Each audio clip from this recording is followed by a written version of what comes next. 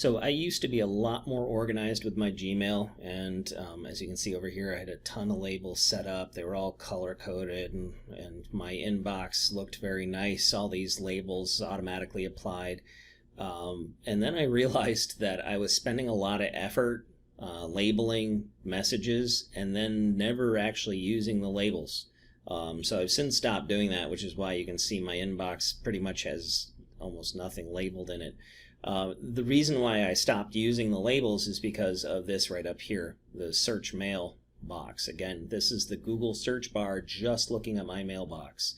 And once you learn a few simple tricks for using that search bar, it's a lot quicker to find a message using that than it is to go into any one of these and just click on that and see, like, oh, now I got to scroll down through here and try to find it in this mess.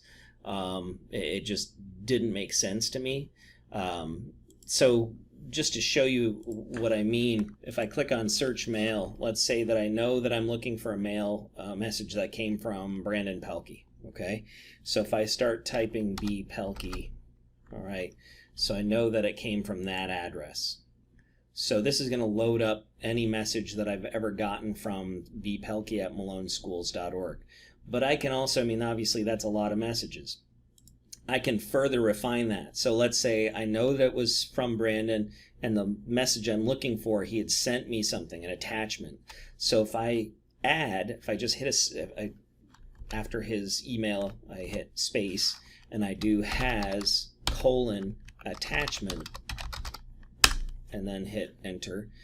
It's going to refine that list, and it's going to pull everything else out and only show me emails from bpelkey@Malone Schools that has an attachment.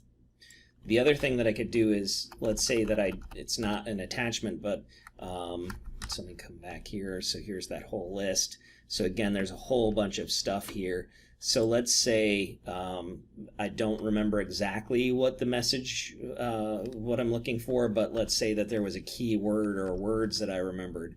So maybe it was something about GoGuardian. So I'm going to hit GoGuardian. Again, case doesn't matter. So if I do that, these are all the messages that I've ever gotten from bpelkey@maloneschools.org that included the word GoGuardian. Now you'll notice it's not only some of them, it's GoGuardian is in the subject line, but it's also searching the content of the message too. So it's any message that I've ever gotten from him or sent to him actually that includes that word.